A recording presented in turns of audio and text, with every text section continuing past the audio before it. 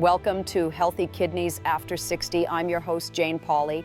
We've all been there, settling into a favorite armchair for an afternoon movie, only to find that when the credits roll, our legs feel like they belong to someone else. They're heavy, cold, or filled with that frustrating pins and needles sensation.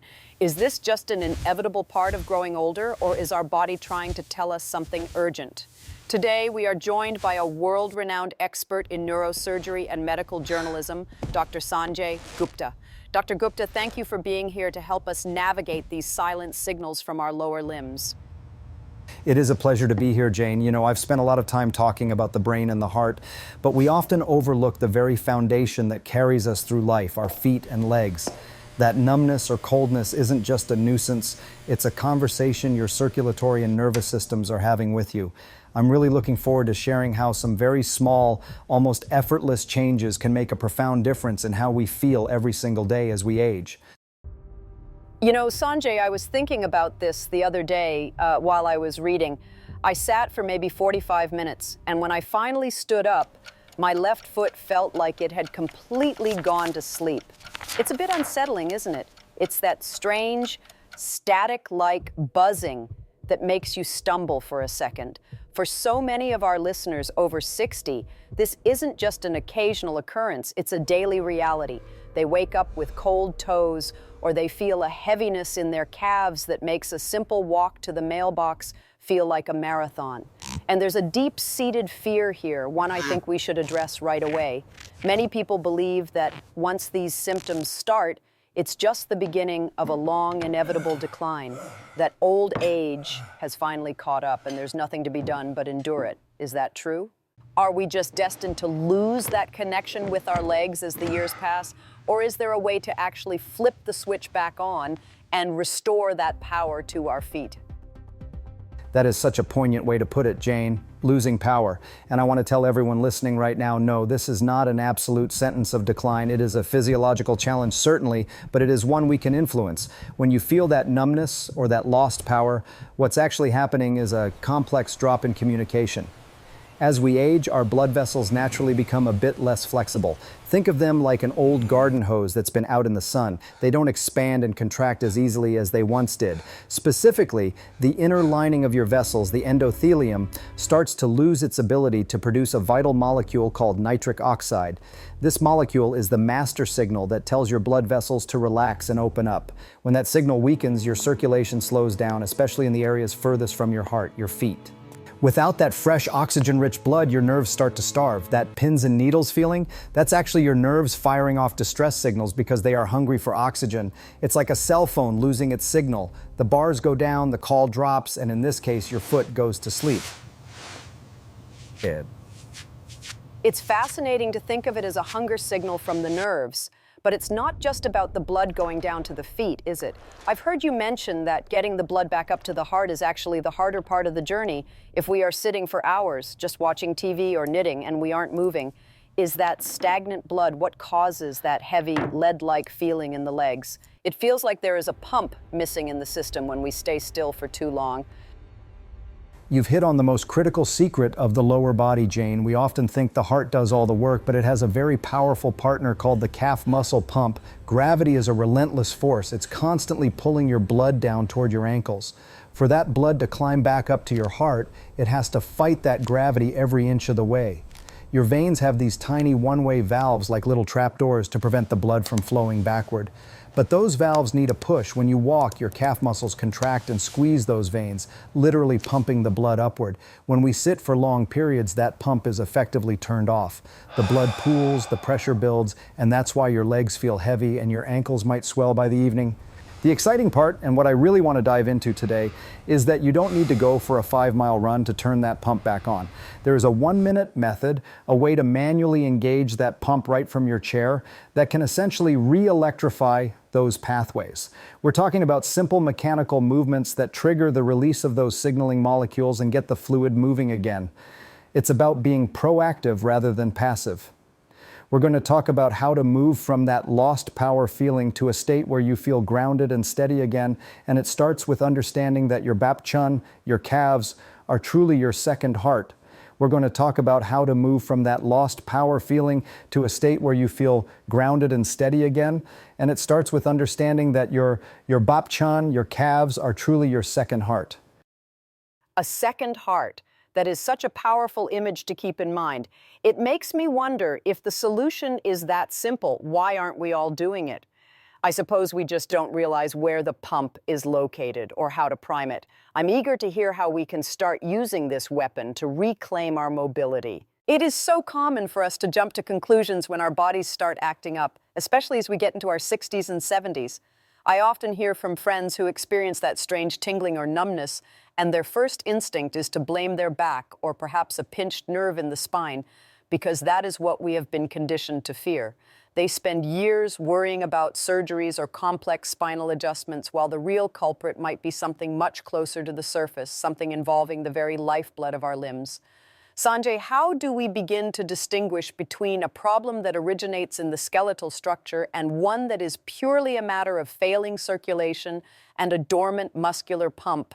And why is it so dangerous to ignore these signs by simply labeling them as just getting old? You are absolutely right, Jane, and that confusion is exactly what I saw in a patient of mine named Robert Miller, though everyone called him Bob. Bob is 68 years old and lives down in Tampa, Florida, where he spent most of his retirement enjoying the sunshine. But he came to me quite distressed because every time he finished watching a 2-hour movie or sat through a long dinner, he would stand up and feel like he was walking on cotton balls. He was convinced, as you mentioned, that his lower back was failing him, but when we looked closer, the issue was his plumbing, not his wiring. You see, Bob's circulation was struggling because his sedentary habits were essentially putting his blood vessels into a state of hibernation. When you sit for hours, the blood in your legs has to fight the entire weight of gravity to get back to the heart, and if your calf muscles aren't squeezing those veins, the blood just sits there, becoming stagnant. This creates a back pressure that prevents fresh, oxygenated blood from reaching the tiny nerves in your feet. In Bob's case, his nerves weren't damaged by his spine. They were suffocating from a lack of oxygen because the circulation was so sluggish. If he had continued to ignore this or just assumed it was a back issue, he could have developed chronic venous insufficiency or even permanent nerve desensitization, which leads to a terrifying loss of balance. That image of nerves suffocating is quite startling, and it makes me think about the millions of people who, like Bob, might be treating the wrong symptom while the real fire is burning elsewhere. When the blood pools like that, as you described in Bob's case in Tampa, it isn't just a matter of feeling a bit numb. It seems like a systemic failure that could eventually affect how we move, how we walk, and ultimately how we maintain our independence. Could you walk us through what happens to the internal environment of the leg when we choose to just sit through the discomfort instead of addressing that sluggish return of blood to the heart? It is a downward spiral, Jane, and it starts much more quietly than most people realize. In Bob's legs, that stagnant blood was causing his ankles to swell slightly by the end of the day, a condition we call edema, but he just thought his socks were too tight. Internally, the lack of movement meant his endothelium, that vital inner lining of the blood vessels, wasn't being stimulated to produce nitric oxide, so his vessels stayed narrow and stiff. This stiffness makes the heart work harder and further reduces the blood flow to the extremities. Bob told me he started avoiding walks on the beach because he was afraid he would trip since he couldn't feel exactly where his feet were landing. That is the tragedy of the situation. The fear of the symptom leads to even less movement, which then makes the symptom worse. I told Bob that his bapchan, his calves, were essentially his second heart, and they had gone on strike.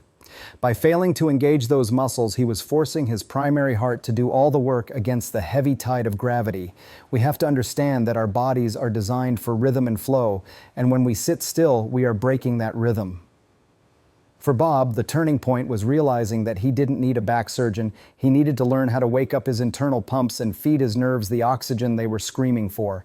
It is about restoring the dialogue between the heart and the feet before the silence becomes permanent. There is a certain frustration that comes when you feel like you are doing everything right, eating your greens, avoiding the salt shaker, and keeping your weight in check. Yet you still wake up with feet that feel like ice or legs that feel like they are made of lead. It feels almost like a betrayal by your own body. And I think many seniors find themselves questioning if their healthy diet is actually doing anything at all if their circulation remains so poor. Sanjay, we often hear about the wonders of nutrition, but as we cross that 60-year mark, does the way our body processes these nutrients change so much that a standard healthy diet just isn't enough to keep our blood vessels flexible and our nerves nourished? That is a very common point of confusion, Jane, because the rules of the game really do change as we age. You can eat a bowl of salad every day, but if your body's internal machinery for converting those nutrients into vascular protection is slowing down, you won't see the benefits in your legs. The key player here is nitric oxide, which I mentioned earlier. It is the molecule that tells your arteries to relax and dilate. As we get older, our natural production of this molecule can drop by as much as 50%. This means your blood vessels stay stiff even if you aren't eating junk food. To counter this, we need to be very intentional about consuming natural nitrates found in things like arugula, spinach, and especially beetroot. These aren't just vegetables, they are precursors that your body can use to bypass the aging endothelium and create the nitric oxide needed to flush those cold, numb feet with warm, nutrient-rich blood. Many people also forget about the role of simple hydration. I've seen so many seniors who pride themselves on a clean diet but are chronically dehydrated. When you don't drink enough water, your blood volume can decrease and its viscosity increases, making it much harder for that second heart in your calves to push that thick fluid back up against gravity. It sounds like we have to be much more strategic than we were in our 30s or 40s, almost like we are running a specialized laboratory inside our own kitchens. I'm particularly interested in this idea of blood thickness and the loss of that master signal for dilation, because it suggests that we can't just rely on passive health. If we are eating these nitrate-rich foods but still sitting all day, are we essentially just stockpiling the fuel without ever turning the engine on? How do we make sure that what we eat actually reaches those struggling nerves in our toes? You've hit the nail on the head, Jane. Nutrition and movement are two sides of the same coin. Think of the nitrates and vitamins as the high-quality oil and fuel, but the 1-minute pump we are discussing is the ignition switch. If you eat a diet rich in antioxidants and nitrates but remain stationary, that nutrient-dense blood just pools in your lower legs, unable to circulate effectively. It's like having a tank full of premium gas in a car that never leaves the driveway. Furthermore, we have to talk about the nerves themselves. They need B vitamins, especially B12, to maintain the protective sheath that allows electrical signals to travel to your brain. Without enough B12, even perfect circulation won't fix the numbness because the wires themselves are frayed. So for my patients, I emphasize a triple threat approach: targeted nutrition to provide the raw materials for blood flow, proper hydration to keep the fluid moving easily, and that crucial minute of movement to act as the mechanical pump. It is a holistic system. You cannot fix a mechanical pump issue solely with chemistry, and you cannot fix a chemistry issue solely with mechanics. When you combine them, however, that is when you start to see the color return to the toes and the heaviness lift from the legs. It's about giving the body the tools it needs and then actually using those tools to get the job done. It is so easy to fall into the trap of thinking that rest is always the best medicine, especially when we feel fatigued or when our legs feel heavy after a long day of chores. We tell ourselves, I'll just sit here for a while and let my legs recover, but as the hours tick by, that recovery never seems to happen. Instead, we feel even more stiff and disconnected when we finally try to get up. There is a psychological hurdle here, isn't there? We are afraid that moving will cause more pain or exhaustion, so we stay still, unknowingly making the situation worse. Sanjay, how do we break this cycle of protective inactivity, and what are the hidden habits, the things we do while sitting, that are secretly sabotaging our circulation without us even realizing it? This trap of rest is exactly what happened to a wonderful woman I met named Linda Carter. Linda is 74 and lives in Columbus, Ohio. She had worked hard all her life and felt she had earned the right to just sit and crochet for hours on end. Her legs would feel heavy and like they were filled with lead, so her logic was to sit even more to save her energy. But what Linda didn't realize was that by sitting still, she was essentially putting a kink in her own garden hose. When she came to see me, she was complaining of frequent nighttime cramps and a persistent coldness in her feet that even wool socks couldn't fix. The most damaging habit she had was one many of us share. She constantly sat with her legs tightly crossed at the knees.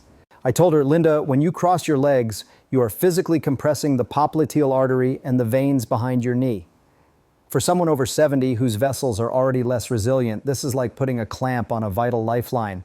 It significantly increases the pressure in the lower leg and makes it nearly impossible for the calf pump to function. It is incredible how a simple, almost elegant pose like crossing one's legs can be so detrimental to our long-term health. I think many of us do it without a second thought because it feels comfortable or even correct socially. But for someone like Linda in Columbus, who is already dealing with that heavy leg sensation, that one habit could be the difference between staying mobile and becoming housebound. Beyond just uncrossing our legs, what else was Linda doing that was keeping her trapped in that cycle of heaviness and coldness? And how did you convince her that movement was actually the cure for her fatigue? Linda also had the habit of sitting in a chair that was a bit too deep, which meant the edge of the seat was pressing right into the back of her thighs, further restricting the return of blood. I had to explain to her that her fatigue wasn't because she was moving too much, but because her muscles and nerves were being starved of the very oxygen they needed to feel energized. I told her that every time she sat down, she was essentially turning off the second heart in her calves. We started with a very simple shift. I told her to keep both feet flat on the floor and every 30 minutes just spend 60 seconds doing what I call pedaling. Even while she sat, she could lift her heels while keeping her toes down, then lift her toes while keeping her heels down. This simple ankle rocker motion was enough to break the stagnation. Linda was amazed that after just a few days of this, the leaden feeling started to dissipate. She realized that by resting improperly, she was actually exhausting her circulatory system. The high point of her journey was when she told me she could finally walk to her local market and back without that terrifying feeling that her legs were going to give out. She learned that movement isn't the enemy of rest. It is the fuel that makes true rest possible. We have to stop thinking of our bodies as machines that wear out and start seeing them as systems that thrive on flow and activity. The concept of having a second heart in our legs is such a fascinating and empowering idea, yet it is something that isn't talked about nearly enough in general health discussions. We focus so much on the heart in our chest, but we forget that it has a massive partner down in our calves that is responsible for the heavy lifting of moving blood back up against the force of gravity. It seems that if we don't maintain this partnership, the whole system starts to falter, leading to the very symptoms we've been discussing. Sanjay, could you explain the actual mechanics of how this calf muscle pump works? Is it really as simple as a mechanical squeeze? And why is this minute of movement so much more effective than just standing up or shifting around in our seats? It really is a marvel of biological engineering, Jane. If you could see inside your leg right now, you would see that your deep veins are nestled right between the thick muscles of your calf. These veins have special one-way valves. When you contract your calf muscle, the gastrocnemius, it acts like a powerful hand squeezing a sponge. It compresses the veins and forces the blood upward toward the heart. When the muscle relaxes, the valve snaps shut to prevent the blood from falling back down, and the veins fill up with a fresh batch of blood from the smaller vessels in your feet.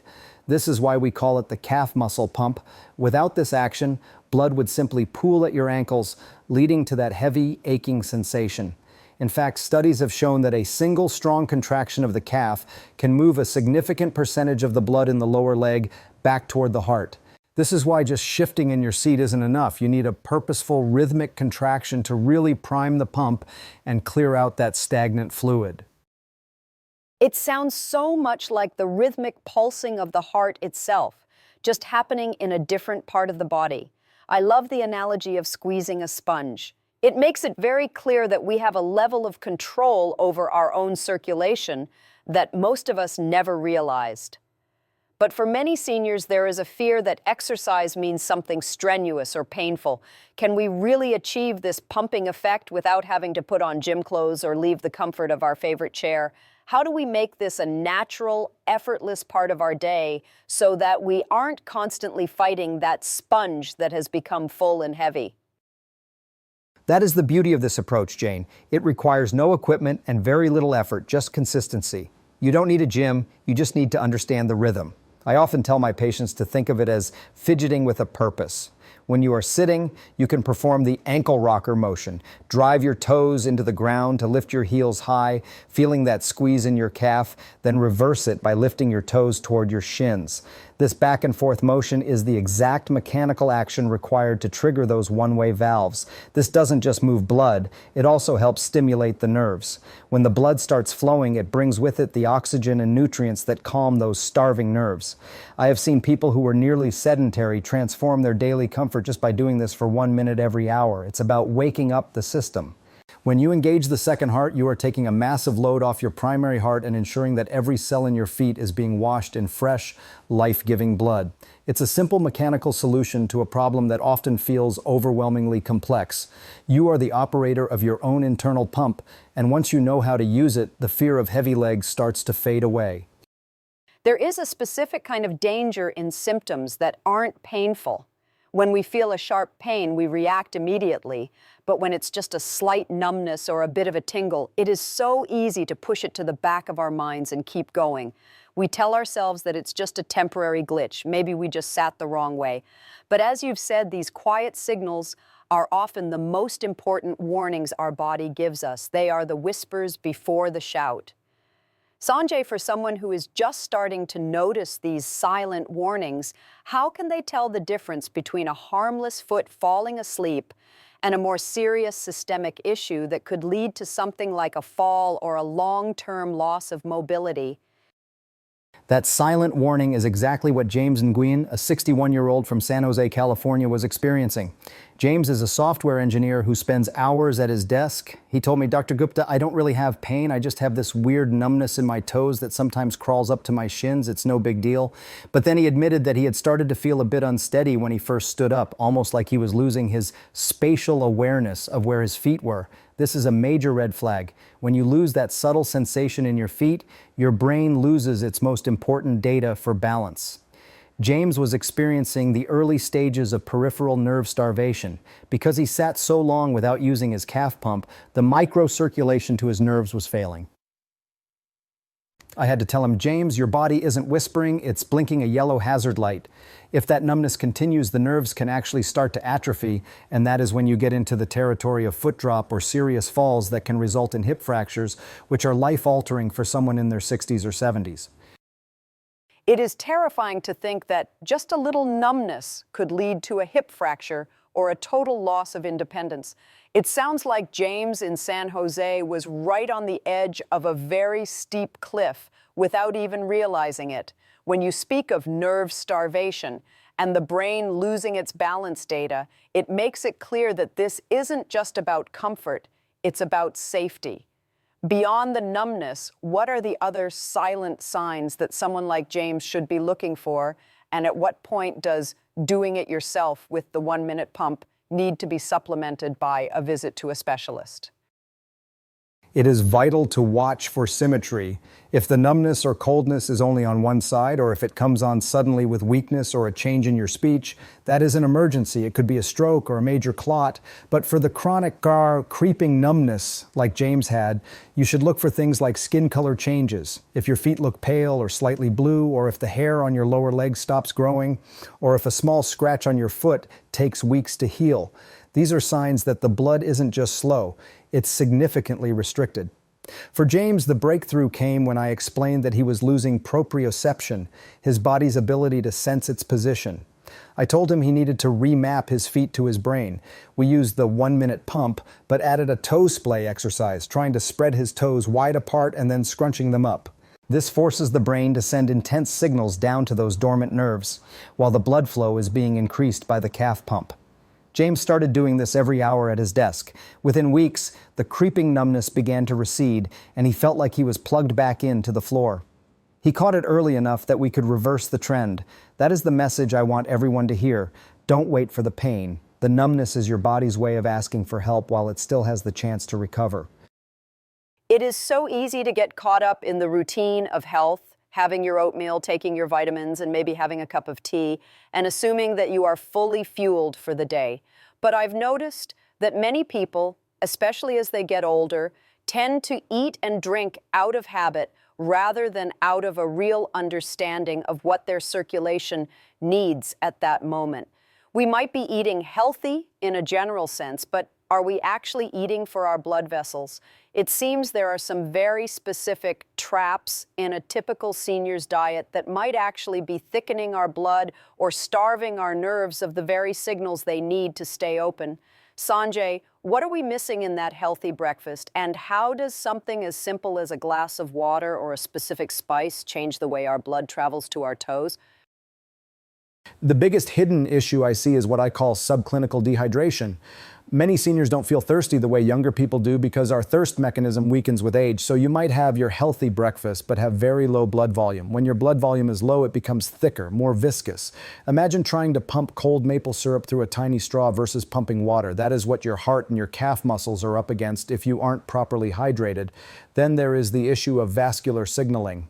If your breakfast is low in natural nitrates, if you aren't getting those leafy greens or maybe a bit of beetroot juice, your body doesn't have the raw materials to create nitric oxide. Without that molecule, your vessels stay constricted and tight, which is the last thing you want if you are already dealing with numbness or cold feet.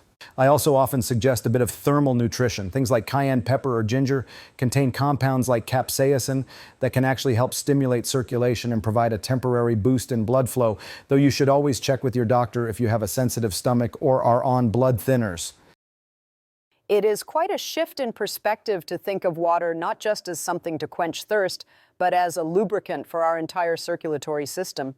And the idea of using spices or specific vegetables as vascular signals is very intriguing. But I want to address something that many of our listeners might be thinking, can't I just take a pill for this? We see so many advertisements for blood flow supplements or nerve support formulas. Is there a danger in trying to bypass the hard work of hydration and nutrition with a magic pill? And how do we know which nutrients are actually backed by science versus just clever marketing? That is a critical question, Jane. The pill mentality is very tempting, but the truth is that your body prefers to get these compounds in their natural matrix. For example, getting nitrates from a beet is far more effective than a processed powder because the beet also contains fiber and antioxidants that help the process. However, there are specific things like alpha-lipoic acid ALA that have been studied for their role in reducing nerve pain, especially in diabetics, but they are not a substitute for the 1-minute pump. You cannot supplement your way out of a mechanical problem. If your calf pump isn't moving the blood, it doesn't matter how many vitamins are in that blood, it's still sitting at your ankles. My advice is always start with the 3 pillars: hydration, nitrate-rich foods, and the 1-minute mechanical pump. Use water to thin the syrup, use nitrates to open the pipes, and use your calf muscles to prime the pump. If you do those 3 things consistently, you are doing more for your circulation than any expensive miracle supplement ever could. It's about being the active manager of your body's internal flow rather than a passive consumer of products.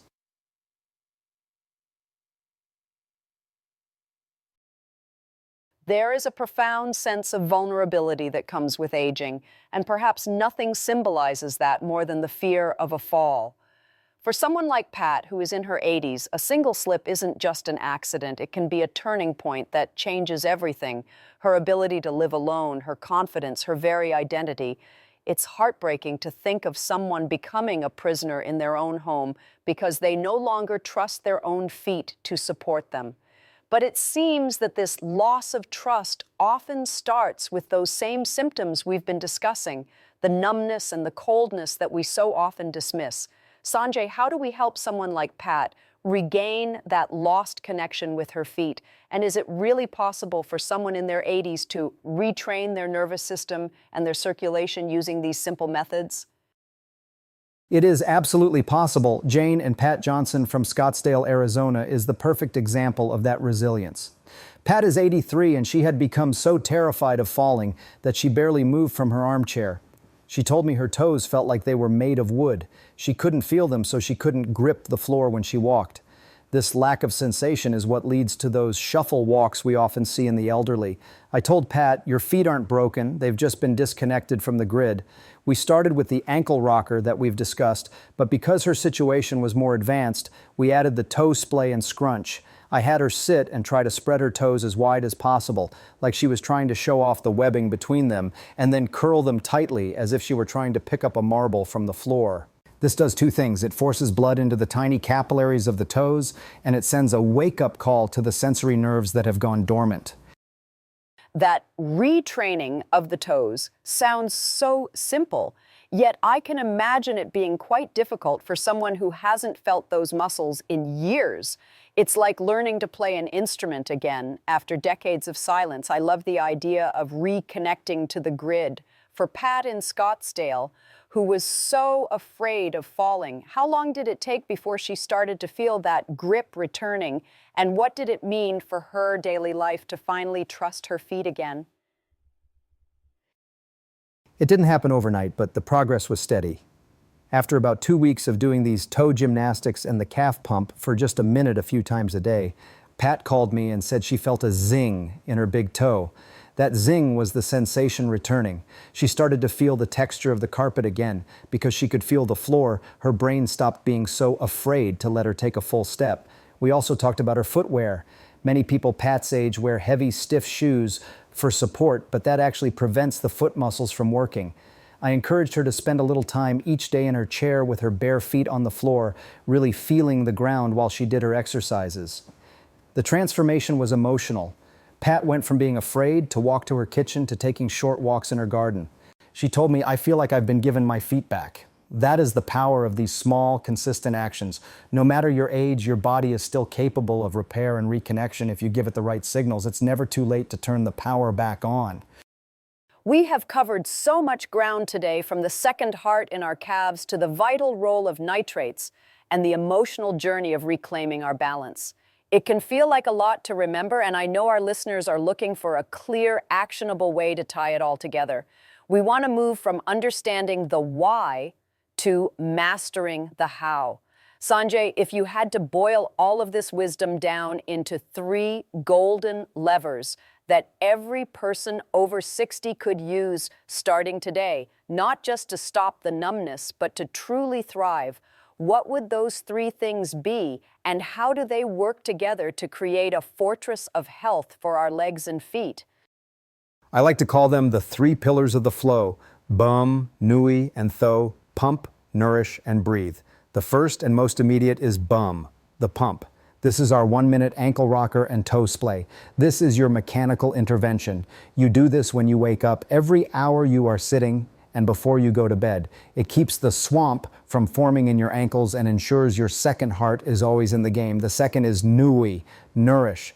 This is about providing the chemistry. It's the nitrate-rich greens for nitric oxide, the B vitamins for the nerve sheaths, and the hydration to keep the blood moving like a river instead of a sludge. And don't forget the omega-3s, which help keep the vessel walls flexible. The third, which we haven't touched on as much, is tho, breathe. Deep diaphragmatic breathing, breathing into your belly, actually creates a pressure change in your chest that helps pull the venous blood back up from the lower body. It acts as a vacuum that complements the push from your calf pump. Pump, nourish, and breathe. It's a beautiful, rhythmic approach to health. I'm particularly struck by the breathe component, the idea that our breath can actually act as a vacuum to help our feet. It shows just how interconnected our entire body really is. I also want to ask about one more thing that came up in our research: alpha-lipoic acid. We mentioned it briefly, but for someone who is struggling with significant nerve discomfort, is this something they should be discussing with their doctor as a part of the Nourish pillar? And are there any warning signs where these 3 pillars aren't enough and medical intervention is mandatory? Yes, alpha-lipoic acid, or ALA, is a very interesting metabolic antioxidant that has shown real promise in supporting nerve health, particularly in neutralizing the oxidative stress that starves those nerves. If you have persistent tingling that feels like burning, it is absolutely worth a conversation with your healthcare provider. However, the 3 pillars are your foundation. You must also know when to seek professional help immediately. If you see a sore on your foot that won't heal, if your foot changes color significantly, or if the pain becomes sharp and constant, that is not a do-it-yourself situation. That is a vascular emergency. But for the vast majority of us, these 3 levers, pumping the calves, nourishing the vessels and nerves, and using our breath to aid the flow, are the keys to a vibrant, mobile life. It's about being an active participant in your aging process. Your body is a magnificent, self-regulating system, but it needs you to provide the rhythm. If you give it the pump, the nourish, and the breath, it will give you the freedom to keep moving through your golden years with confidence and strength. We have come to the end of such an enlightening conversation, and I find myself sitting a little straighter and moving my ankles as we speak. It is so easy to view the signs of aging as a series of losses: loss of sensation, loss of warmth, loss of mobility. But what you've shown us today, Sanjay, is that these symptoms aren't just losses, they are reminders. They are our body's way of asking us to pay a little more attention, to be a little more intentional, and to re-engage with the miraculous systems that have served us for decades. As we wrap up, what is the one final thought or seed of hope you want to leave with our listeners who might have been feeling discouraged by their heavy legs or numb toes before they tuned in today? My final thought is this: your body is incredibly forgiving. It is never too late to start this conversation again.